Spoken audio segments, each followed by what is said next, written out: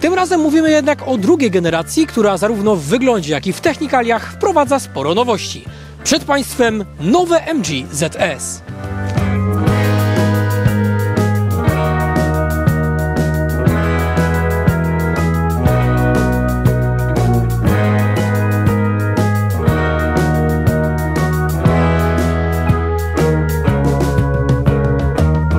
O ile auto pod względem wymiarów i obszerności kabiny stara się być realną konkurencją dla kompaktowych SUV-ów, to pytanie, czy pod względem prowadzenia również trzyma wystarczająco wysoki poziom? Zacznijmy od elementu, który doskonale znamy już z MG3, a więc od zespołu napędowego. To jest według mnie jedna z najmocniejszych stron tego samochodu, choć uczciwie muszę przyznać, że nie jest to element bez skaz. Zauważyłem też, że dużo bardziej ten zespół mógł się wykazać przy cieplejszych temperaturach, w jakich testowałem mniejszego brata ZS-a. W tym zespole napędowym, inaczej niż w Toyocie czy w jakiejkolwiek innej hybrydzie w tym przedziale cenowym, bardzo dużą rolę odgrywa nie spalinowiec, a silnik elektryczny. Ten, generując aż 136 koni, pozwala ze zdecydowaną większością sytuacji na drodze poradzić sobie bez przesadnego angażowania spalinówki. Z drugiej strony, względem testu MG3, tutaj benzyniak odpala się dużo częściej, co też nie dziwi, bo z jednej strony ZS jest o ponad 100 kg cięższy, a po drugie, co też bardziej istotne, ZS-a testuje w dużo mniej korzystnych temperaturach w okolicy kilku stopni Celsjusza. Widać, że dużo większe pole do popisu ma ten zespół napędowy, kiedy jeździmy autem latem, czego warto być świadomym, jeśli jazdę testową akurat będziemy przeprowadzali zimą. Rzutuje to też na spalaniu, jakie wykręcałem jeżdżąc tym autem, do czego jednak przejdę nieco później. Nie zmienia to jednak faktu, że nawet jeżdżąc ZS-em zimą mogłem dostrzec całą lawinę zalet wynikającą z obecności aż tak mocnego silnika elektrycznego. Kiedy wbijamy gaz, to nie zauważamy popularnej w wielu samochodach zwłoki w działaniu, a samochód reaguje nad wyraz ochoczo i to na każde zmiany położenia pedału gazu. Oczywiście najlepiej reaguje w trybie sportowym i jak już o to zahaczam, to według mnie tryby jazdy wpływają najbardziej właśnie na to, jak reaguje samochód na adekwatne wbicia pedału gazu. Łatwo to zauważymy, kiedy wbijemy tryb Eco i będziemy starali się utrzymywać stabilną prędkość typu 70 km na godzinę, trzymając pedał gazu w jednym położeniu. Kiedy wbijemy tryb Normal, to nie zmieniając położenia swojej stopy, samochód zacznie przyspieszać, co tylko spotęgujecie wybierając tryb sportowy. Co oczywiste, w sporcie delikatnie usztywnia się też układ kierowniczy. Poza tymi zmianami, inne różnice pomiędzy poszczególnymi trybami są dużo mniej widoczne. Wracając do dynamiki jednostki napędowej, zdecydowanie można być z niej zadowolonym, choćby przez to, że zespół napędowy jest tu bardzo spontaniczny w działaniu. Z drugiej strony, patrząc na suche dane techniczne, raczej byśmy tego nie powiedzieli, bo choćby czas przyspieszenia od 0 do setki nie wskazuje na to, że napęd ma aż 200 koni mocy. I coś w tym jest, bo kiedy robimy start z pozycji zatrzymanej i wbijemy gaz do dechy, to do mniej więcej 45 km na godzinę napędza nas wyłącznie silnik elektryczny. Dopiero powyżej tej prędkości w roli napędzania kół dołącza się też silnik benzynowy. 0-100, 3, 2, 1...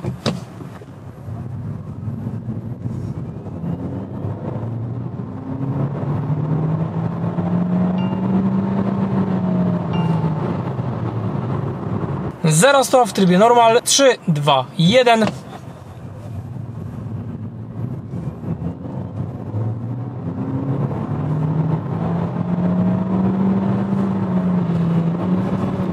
Krótko mówiąc, pełną moc 200 koni mechanicznych osiągamy dopiero wtedy, kiedy mamy już mniej więcej połowę docelowej prędkości. Nie oznacza to jednak szarpanej czy nerwowej pracy układu, bo dołączanie spalinowca jest tutaj bardzo płynne, jednak nie zmienia to faktu, że liniowość przyspieszenia nie jest tutaj na takim poziomie jak w innych, bardziej spalinowych konstrukcjach. Kolejny brak liniowości w oddawaniu mocy wychodzi przy pomiarach elastyczności, bo kiedy robimy tym autem sprint od 80 do 120 km na godzinę, to trwa on dłużej niż sprint od setki do 140. To jest dla mnie wybitnie ciekawe, bo do tej pory takiego ewenementu nie dostrzegłem w żadnym innym testowanym samochodzie. 80-120 w trybie normal z wyłączonego silnika spalinowego. 3, 2, 1.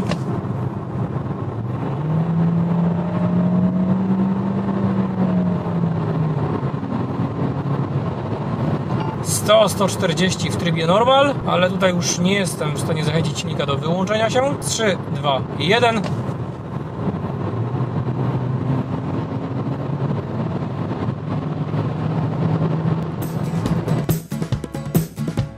Ktoś pyta, jak to możliwe? A no odpowiedź jest bardzo prosta. Kiedy robimy pomiary od 80 do 120 km na godzinę, to musi mieć miejsce zmiana przełożenia w skrzyni biegów, a tempo, w jakim to robi, jest bardzo wolne, co na jakiś czas ogranicza nam moc maksymalną całego układu. Przez cechę tą niektórzy recenzenci się zastanawiali, czy nie jest to skrzynia bezstopniowa, która ma tylko zaprogramowane wirtualne przełożenia, ale trudno znaleźć na ten temat jakieś rzetelne informacje. Gdybym sam miał to obstawiać, to według mnie raczej nie, bo skrzynia w trochę zbyt sztywny sposób trzyma się tych biegów, które za sprawą niewielkiej ilości mają bardzo duże różnice pomiędzy przełożeniami. Dostrzegałem to choćby podczas pomiarów spalania na autostradzie, podczas których, gdy zapinałem tempomat na 140 km na godzinę, to nie wiedząc czemu, ale samochód decydował się na zapięcie drugiego, a nie trzeciego przełożenia w skrzyni biegów. Było to bardzo dziwne i skutkowało tym, że pomiary na tempomacie przy 140 musiałem wykonywać w akompaniamencie silnika wyjącego na 4700 obrotów na minutę. Żeby było śmieszniej, sytuacja zmieniała się całkowicie, kiedy wyłączałem tempomat i 140 starałem się utrzymywać samemu, regulując prędkość pedałem przyspieszenia. Wtedy silnik zapinał trzecie przełożenie, no i obroty spadały do dużo bardziej przyziemnych 3300 obrotów na minutę. Jak się pewnie domyślacie, możliwości manualnej zmiany biegu tutaj nie mamy. Wydaje mi się więc, że jest to chwilowy błąd w oprogramowaniu, który może zostać poprawiony jakąś aktualizacją, bo testując MG3 takiego problemu nie dostrzegałem.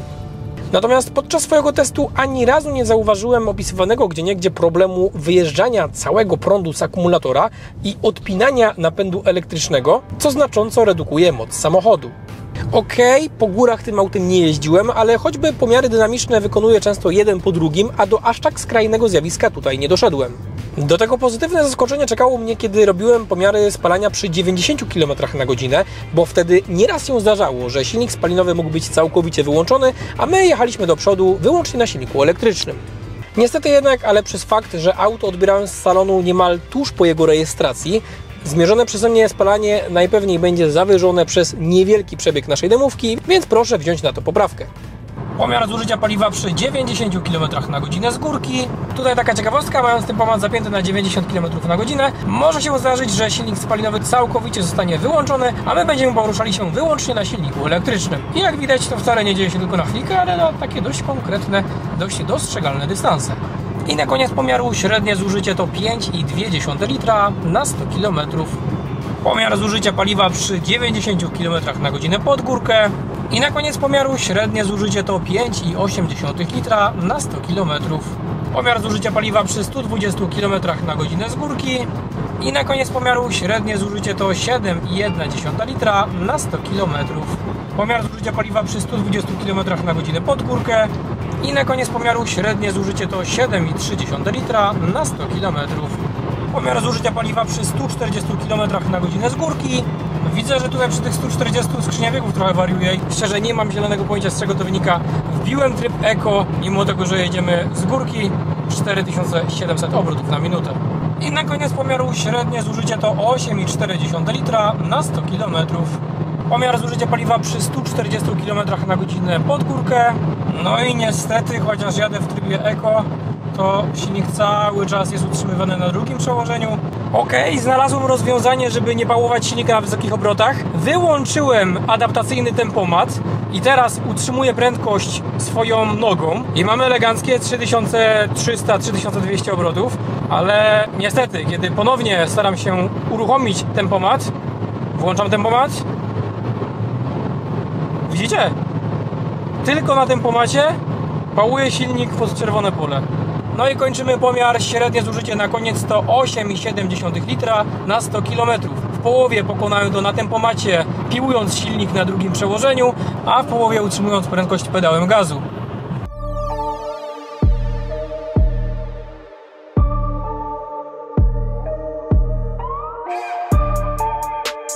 Tutaj mamy spalanie ze spokojnego powrotu z Katowic do Dąbrowy Górniczej 5,9 litra na setkę i zużycie z całego testu 6,6 litra na setkę. Przejechaliśmy niecałe 250 km w bardzo zróżnicowanych warunkach. W mieście spalanie wypadało lepiej, chociaż pewnie byłbym w stanie je jeszcze bardziej obniżyć, jeżeli auto miałoby nieco większy przebieg. Najniższy wynik, jaki udało mi się tym autem wykręcić w mieście w najcieplejszy dzień, to było 5,5 litra na setkę. Kiedy styl był bardziej mieszany i dochodziły do tego jakieś drogi miejskie i ekspresowe, to wynik rósł do okolic 6 litrów na setkę. Kiedy natomiast autem jeździłem w temperaturach około 4 stopni Celsjusza i robiłem typowo miejskie objazdówki na mniej więcej 10 do 15 km, to zużycie rosło do okolic 6,5 do maksymalnie 7 litrów na setkę. Widać więc, że efektywność tego układu jest nieco niższa przy zimowych temperaturach oraz że warunki, w których ZS czuje się najlepiej, to miejska dżungla. Da się to zauważyć nie tylko po spalaniu.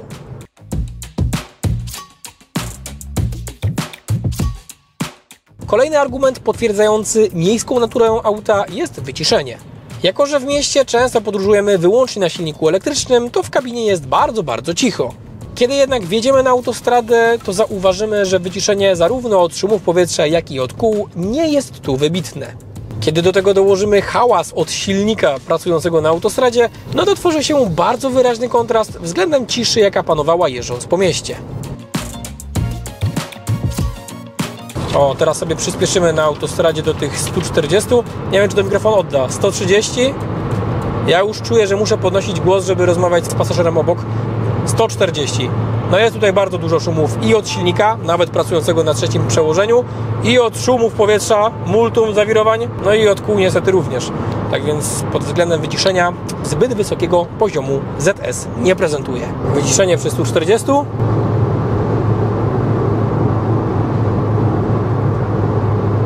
I już się nam prędkość obniża. Ile tam było, bo nie widziałem. No i wyciszenie przy 90 km na godzinę.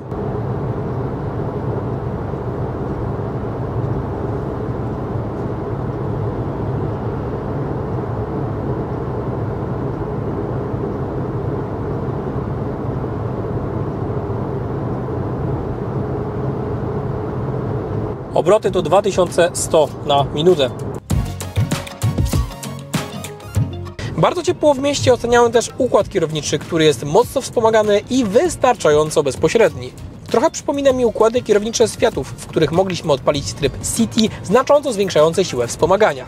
Niektórzy zagraniczni recenzenci zwracali uwagę na jego nienaturalne zachowanie w okolicy pozycji 0, sugerując, że jest on wtedy nieco zbyt nadpobudliwy, przez co ciężko robi się korekty. Przyznam, że naprawdę mocno się na tym skupiałem, ale trudno mi jest to zjawisko dostrzec.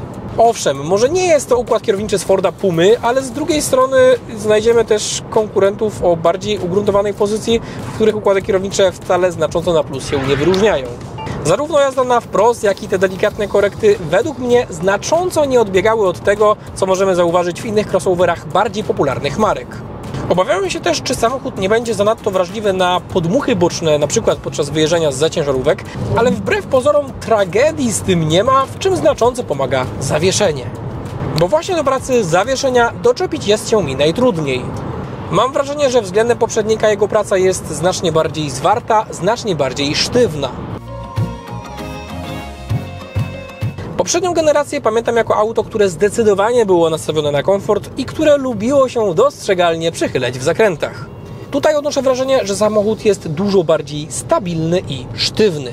Z jednej strony nie filtruje więc nierówności aż tak miękko jak poprzednik i nieco bardziej akcentuje zwłaszcza zapadnięte studzienki.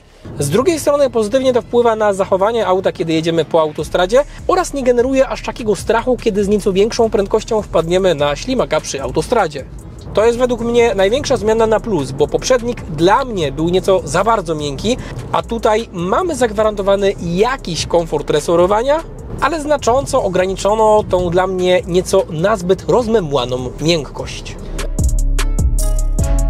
Dojeżdżamy do przejazdu kolejowego, tutaj mamy naszą studzienkę, no było ją troszkę czuć niestety. No i przejazd kolejowy, uwaga, uwaga. No tutaj nie było nawet źle, więc powiedziałbym, że największe różnice względem poprzedniej generacji zauważymy na zapadniętych nierównościach, na przykład na studzienkach. Z drugiej strony, jeśli Waszym nadrzędnym priorytetem jest komfort resorowania, to lepszym pomysłem może się dla Was okazać ZS pierwszej generacji, bo co ciekawe, MG postanowiło równolegle sprzedawać zarówno nową, jak i poprzednią generację, podobnie jak miało to miejsce kiedyś w Skodzie oraz w Oplu. Dotychczasowa generacja otrzyma przydomek Classic, no i co oczywiste, będzie dostrzegalnie tańsza. MG ZS będzie więc kolejnym autem po chyba 15 latach przerwy po Skodzie Octavii i Oplu Astrze, w którym będziemy mogli kupić zarówno starszą generację, jak i nowszą z zespołem hybrydowym. Na pokładzie mamy też MG Pilota, a więc asystent jazdy półautonomicznej. i on działa dobrze, a na pewno dużo lepiej niż w niedawno testowanym BYD Seal U. Nie jest tak nerwowy i w zdecydowanej większości przypadków świetnie potrafi utrzymywać auto w środku pasa ruchu. Dobrze sprawdza się też jako asystent jazdy w korku, jednak jeżeli samochód przed nami się zatrzyma, to MG ponownie ruszy dopiero wtedy, kiedy klikniemy przycisk na kierownicy albo kiedy wciśniemy pedał gazu. Super też, że inaczej niż w HS-ie tutaj nie mamy kamery monitorującej uwagę kierowcy, bo ona w większym bracie ZS-a działała po prostu źle i bardzo często wszczynała bezsensowny alarm, chociaż my jako kierowca byliśmy skoncentrowani na drodze. Asystent znaków drogowych działa natomiast równie słabo jak w HS-ie, a więc bardzo często się myli. Regularnie źle odczytuje wartości na znakach albo odczytuje wartości ze znaków na zjeździe obok naszej drogi, no i gani nas wtedy nieprzyjemnym pikaniem, chociaż sami jedziemy zgodnie z panującym ograniczeniem. Niestety nie da się tego wyłączyć na przykład przytrzymaniem jakiegoś przycisku na kierownicy, ale pod jeden z przycisków konfigurowalnych możemy przypisać skrót do asystentów bezpieczeństwa i w ten sposób trochę przyspieszyć jego wyłączanie po każdym uruchomieniu silnika.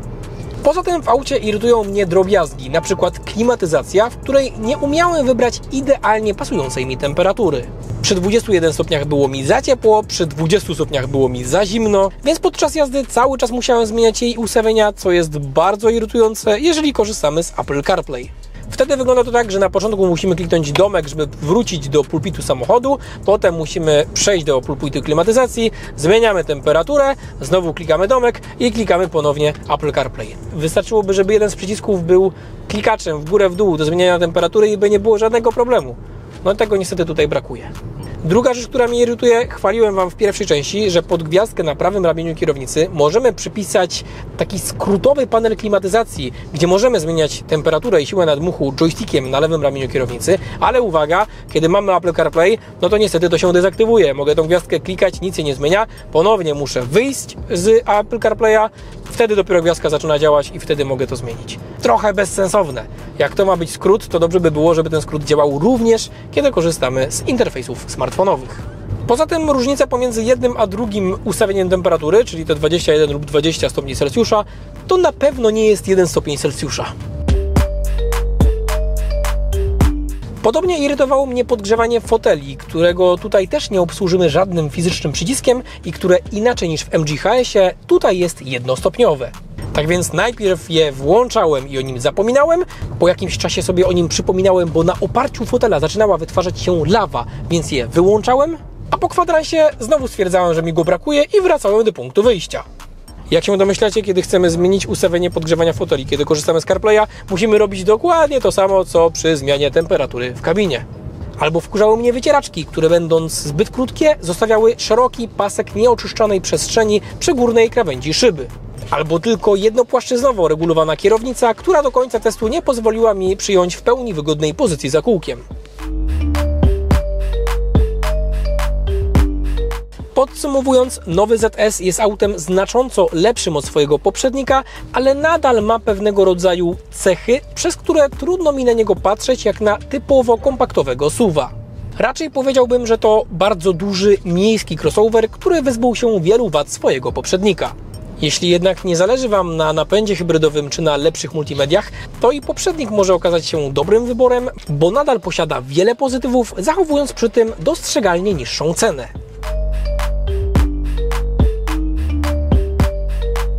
Witamy w próbie hamowania awaryjnego przed pieszym, tym razem sprawdzając ten system w nowym MG ZS-ie. W poprzedniej generacji raczej zbyt ciepło tego systemu nie wspominam, ale nie uprzedzajmy faktów, zobaczmy jak to wygląda w nowej generacji.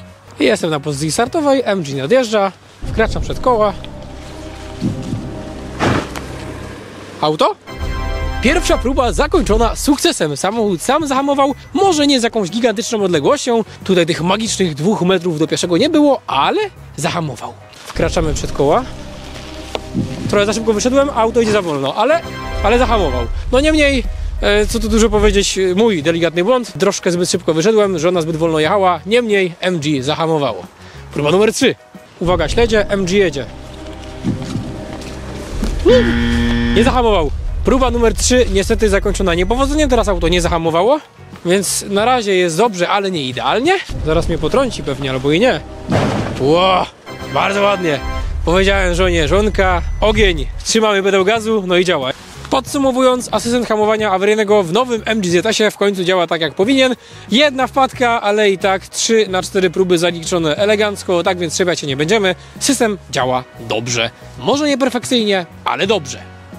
Patrząc na oświetlenie LEDowe, jakie mamy w nowym MG ZS-ie, muszę stwierdzić, że niestety nie jest to najmocniejsze oświetlenie w tej klasie i to tak delikatnie rzecz ujmując. To, na co najbardziej kręcę nosem w tych światłach, to to, że one są po prostu słabe i generują dość niewiele światła przed samochodem.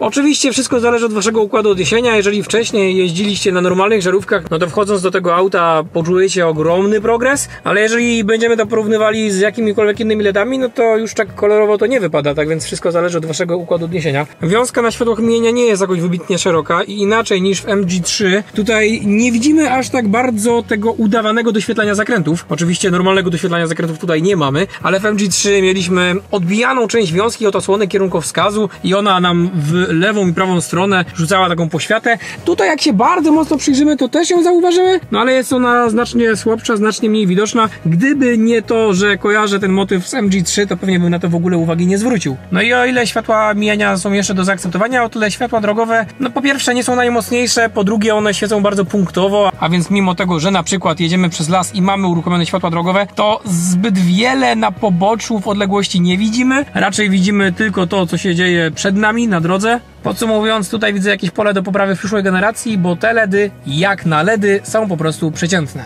Mamy też asystenta światł drogowych i to jest element, który muszę pochwalić, no bo on działa po prostu dobrze. Ani razu mi się nie zdarzyło, żeby zbyt późno się wyłączył i na przykład kogoś oślepił. Czasami z delikatną zwłoką ponownie uruchamia te światła, no ale raczej trudno się tego czepiać. Więc akurat automat przerzucający z drogowych tębiania jest ok. No i zerknijmy sobie jeszcze na kamerę cofania i kamerę przednią po zmroku. No dalekie to jest do BYD Seal, którego ostatnio wam pokazywałem na kanale. Tutaj mamy dużo więcej ziarna i szumów. Chociaż z drugiej strony i tak nie jest tragicznie. To znaczy znajdziemy samochody, które jednak oferują dużo mniejszą czytelność po zmroku, dużo gorszą jakość, dużo więcej ziarna i szumów. To, co mnie najbardziej irytuje, to to, że kamera cofania patrzy troszkę za mało w dół i tutaj mamy świetny przykład. Kamerą patrzymy niemal tuż przed zderzak, no ale jednak przydałoby się czasami zerknąć nieco dalej. I tutaj mamy naszą drogę testową, gdzie często skupiam się na tym, jak widać na przykład znak, jak widać, gdzie dojeżdżamy do skrzyżowania. W tej kamerze ledwie widać, że do tego skrzyżowania dojeżdżamy. Ja już jestem tuż przy nim tak naprawdę i dopiero teraz widzę, że samochody faktycznie z jednej i z drugiej strony jeżdżą. Tak więc ustawienie tej kamery mogło być trochę lepsze, ona powinna patrzeć w cudzysłowie nieco wyżej. No i z racji, że niestety nie mamy żadnych lampek doświetlających pod lusterkiem, no to przywoływanie obrazu po boku niewiele nam pomaga. To znaczy widzimy na przykład jakieś jadące samochody, no ale kół naszego samochodu za bardzo nie widzimy, musimy się mocno tutaj przyglądać. Z drugiej strony pamiętając, jak jeszcze nie tak dawno wyglądały kamery choćby w MG HS-ie pierwszej generacji, no to tutaj i tak jest dużo, dużo lepiej, więc ponownie możemy zakończyć tutaj konkluzją. Wszystko zależy od tego, jaki będziemy mieli układ odniesienia, do czego dokładnie będziemy ten samochód porównywać. No i jeszcze sobie te światełka zmierzymy luksometrem.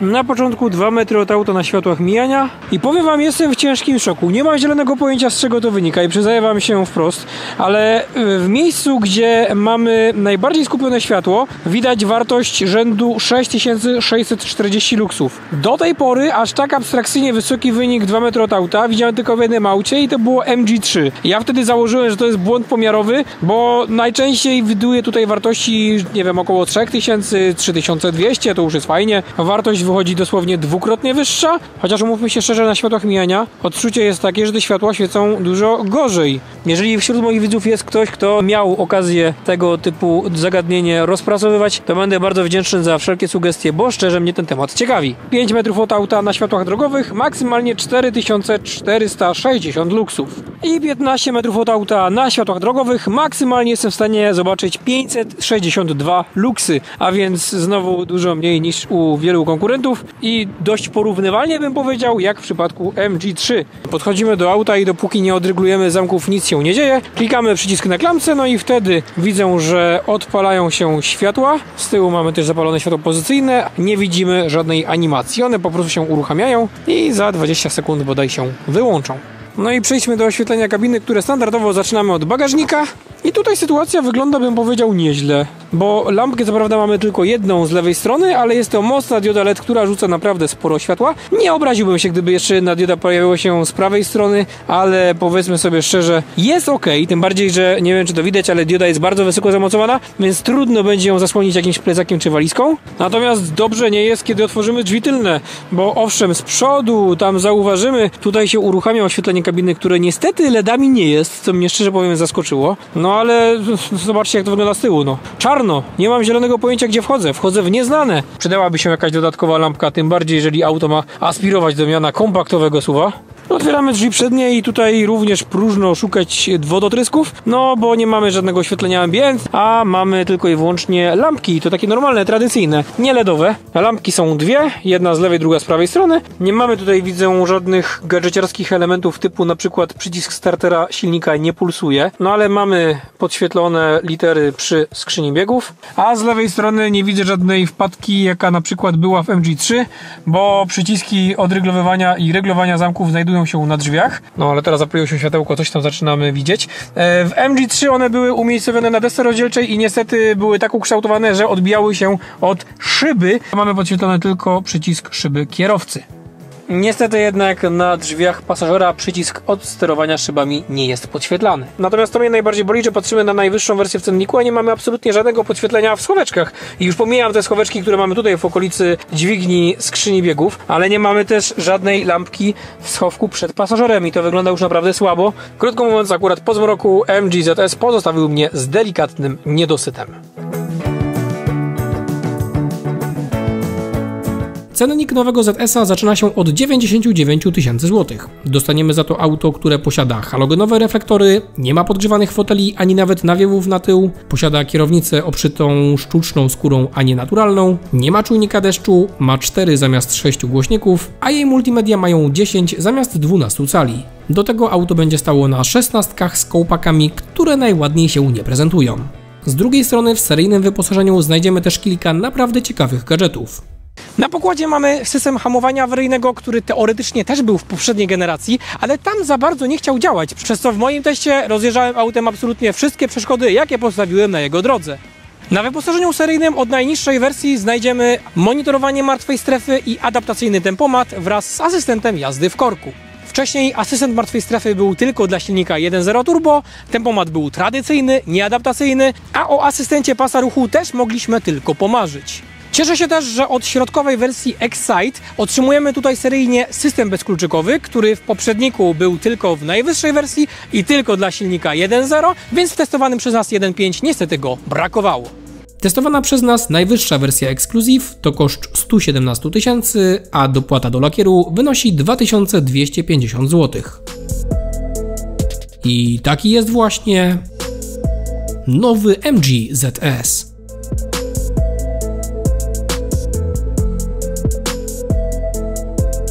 Jeśli ten film Ci się podobał, to będę bardzo wdzięczny za wszelkie formy wsparcia, czy to przez łapkę w górę, czy komentarz, czy podrzucenie filmu znajomym. Niedawno włączyłem też opcję wspierania kanału, przez którą również znacząco możesz wesprzeć moją działalność. Z góry bardzo dziękuję za pomoc w dalszym rozwijaniu treści na kanale, a także dzięki, że jesteście tu ze mną i do zobaczenia wkrótce w kolejnych filmach.